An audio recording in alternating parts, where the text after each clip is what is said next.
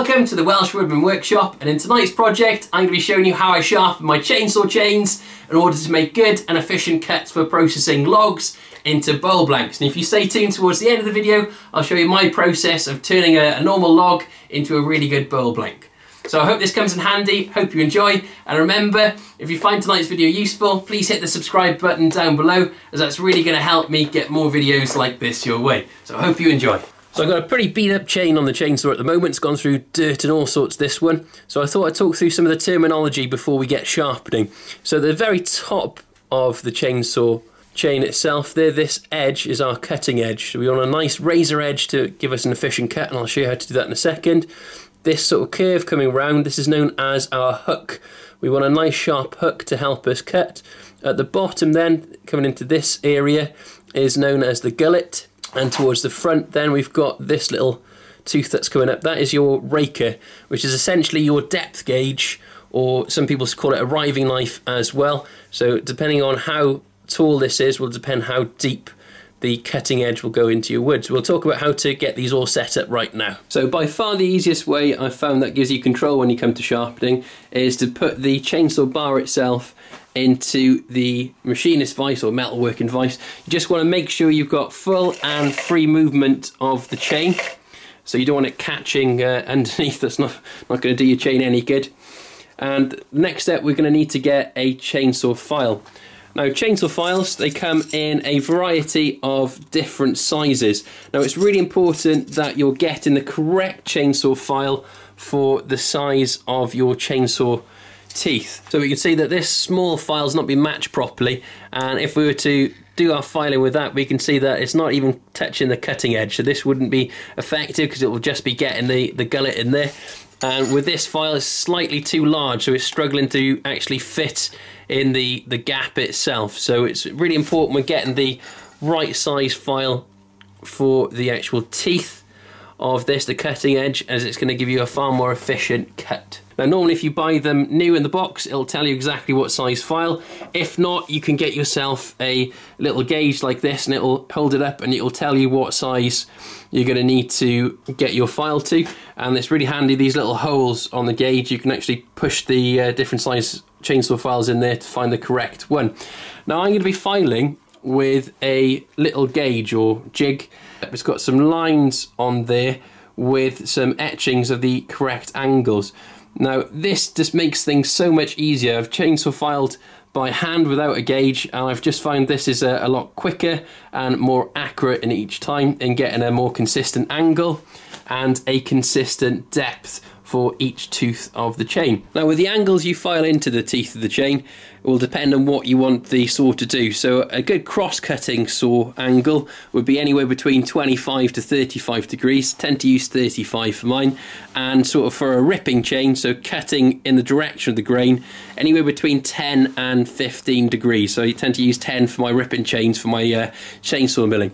So the teeth themselves, we want to be making sure that when we put this on, we're always pushing away from us. And an easy way to remember that is with the saw in the vise, we always want to be pushing away from the power head of the saw rather than towards the saw itself. And that just sort of helps you remember which way you need to be pushing, and the file should be doing all the work. So this is a cutting tool, but it only cuts on the push stroke, so we need to be pushing forward, lifting up, pushing forward, and it'll efficiently remove material away then. Okay, we're going to start off with this tooth, and a little good tip is I normally use a Sharpie, a nice red Sharpie, to indicate the top and the top of the raker. And I know once I've gone around the entire thing, I've definitely done them all as soon as I get back to that red Sharpie mark. So if we look from a top view then of the jig itself, you'll notice these etch lines. I need to get that perfectly in line with the bar. So for example, that would be off because it's not in line with the bar. So you need to get that line perfectly in line with the bar, and that'll allow me to do a push stroke then. So I'm putting downwards pressure on this part of the file and the handle itself, pushing forward, all at that 35 degree angle, get it lined up again, push forward, and that's done. If we zoom in, still there we go.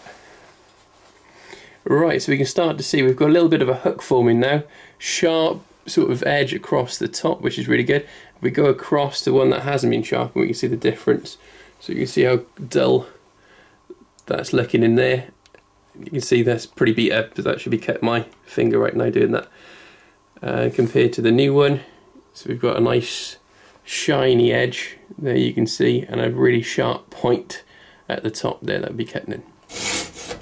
Now, some people will say you need to do an equal amount of filing per one. I just think it's really important that each teeth you come across is sharp, and as long as your rakers are all the same, that's going to essentially gauge the depth of your cut. So as long as that's consistent, you're fine. So some teeth might be more damaged than others, so as long as they're sharp, I think they cut quite well.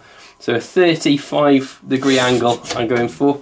I do a lot of cross cutting, so cutting the log to length, and that's ideal for processing bowl blanks into the right size we need. So another good tip is, if you didn't have a machinist vise, it's always a good idea to put the chain brake on, because it doesn't move at all. So if you're filing stationary, I found this, so with that chain brake on, the file doesn't move, and you just get a sort of smoother cut then, if you haven't got the machine vise to hold it in place. As you take it off, then you can move it to the next one you're filing. So just remember, you're filing always away from you, away from the power head, and as soon as we've gone round, get back to that red one we started with, we can flip this round in the vise then and work from the other side. So another important thing we need to sort of take into consideration, this is why these gauges are so good, is we want like a 90-degree line really, so as we're feeding this in, so not sloped down or sloped up, just nice and flat, and that's what the gauges help you to do, because it just lays it flat along the top there, the top of the tooth, and it helps you get a nice flat cut. So you're just cutting the top of that tooth rather than anything else to get it nice and sharp, which is good.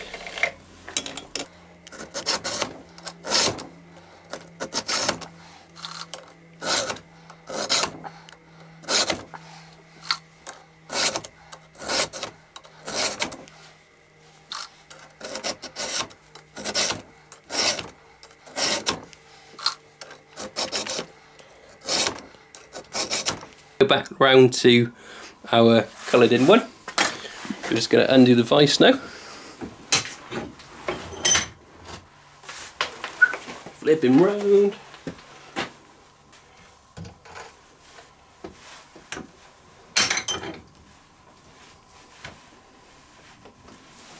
Clamp him in place again, making sure I've got a full and free movement, and I'm going to start working the other way. So again, I'm working now away from the saw.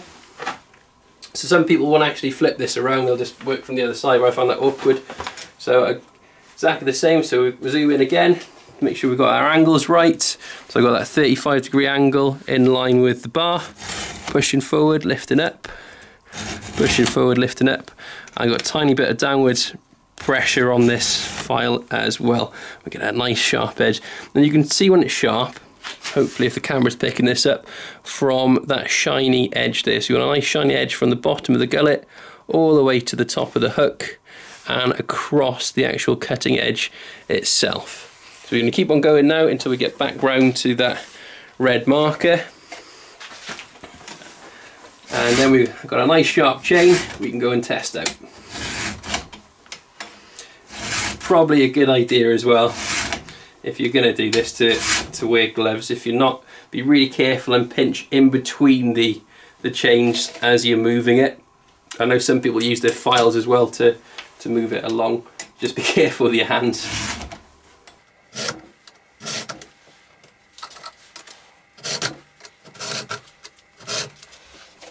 Another thing to note as well, if this chain is vibrating, so as you're pushing forward and the chain's vibrating backwards and forwards, you probably need to tighten up your chain around the bar a little bit more.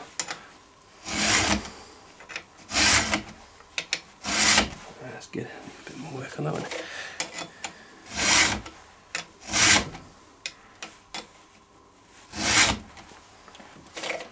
And it's as simple as that. So really, just keep on doing it. And we'll have a look at the rakers next. And back to our last one. You see how handy those little Sharpie marks are, because sometimes you can get carried away and lose track as to where you started. So we've got a nice sort of sharp chain now, all hooks and sharp edges formed, because we've used the right sort of size chainsaw file for that. Now the next thing we need to look at is the rakers, so the sort of teeth in front. And again, like I said before, that's going to depend on the depth of cut. Now the lower the rakers, the more aggressive the cut, and that can really bite in and stall your saw as well, which isn't good if they're too low. So a nice idea is these little gauges you can put over the top, and essentially then anything poking over the top of this you can file back down with a flat file. Now I tend to sort of check my rakers after every time I've sawn. You don't need to file them down, I've found, each time you sharpen your chain, only after a certain amount of time. And the easiest way to the sort of gauge when you need to do your rakers is, first of all, when you're cutting, if you're getting long, thin, stringy shavings, you're good, you don't need to adjust them. If you're getting almost sawdust, it's like really, really powdery sawdust as you're cutting, after you've sharpened your saw, and you've got a nice sharp hook in there, it's probably an indication your rakers need to come down. So hopefully you'll be able to see the difference now from the very start of the video to how a sharp chain should look. So we've got these shiny sort of edges along that hook side, and if we look at the top as well, so we've got like a really sharp edge across the top cutting edge. And the rakers we've all taken down to an equal length, so they're all exactly the same across the entire chain using that little jig. So when I come to processing my blanks, I'm ideally looking for the pith, and I've chosen this piece as quite checked so you can see really easily where the pith is. So this is the centre of the pith, so the central growth of the tree. All the growth rings grow out from that pith, and you can see that's not necessarily in the centre all the time, but if we don't remove the pith from our bowl blank, we're going to get all these checks and cracks. You can see from this example, there's the pith there, all those checks and cracks are going to crack your bowl. So you have a lovely turned bowl and all of a sudden it's starting to crack, which isn't so good. So we want to remove this section. Now when we come to looking at the blank, we want to think about how balanced is the grain. Now I'm going to take a long cut down there, because looking at the radial rings, they seem pretty balanced either side, and that'll allow me then to cut down here also. So I should in theory have two bowl blanks out of this, and we can start to see I can either have a natural edge shape, or I could decide to turn away that natural edge and have a bowl that sort of looks like this, or a bowl that will look like that at the end. Now this middle section, this pith section here, we're going to want to get rid of that. We're going to throw that away, burn it on the fire. Well, that'll give us a spindle blank there, probably two spindle blanks there as well. So we've got quite a lot of wood to work with in this small little piece. So we're just going to get the chainsaw fired up now and do our cuts.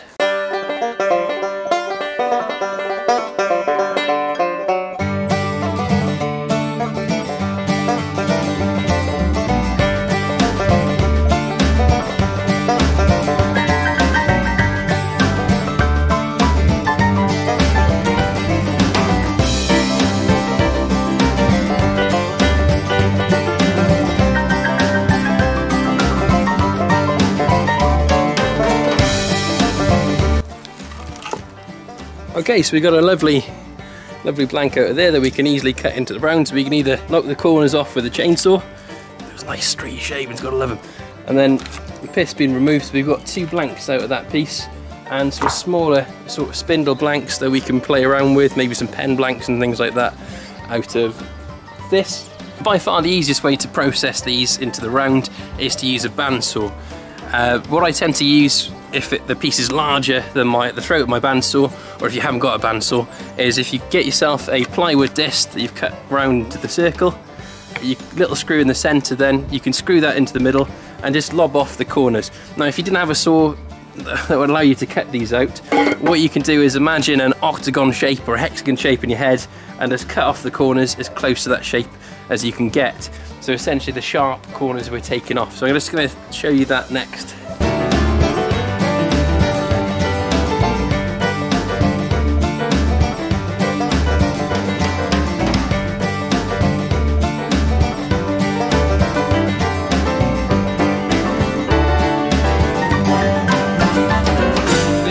roughly into the round. And we can go from there then. Pretty rough turn there. This is very, very dry, this piece. Thank you so much for watching tonight's video. Hope it's coming real handy for you, especially if you're new to sharpening chains or new to wood turning and processing your own bowl blanks. So it'd be really interesting to hear your comments below of what you thought of the video. And if you have any questions, please leave a comment below and I'll try my best to answer them for you as well. So I hope you have a great night. Diolch yn fawr. Nos da.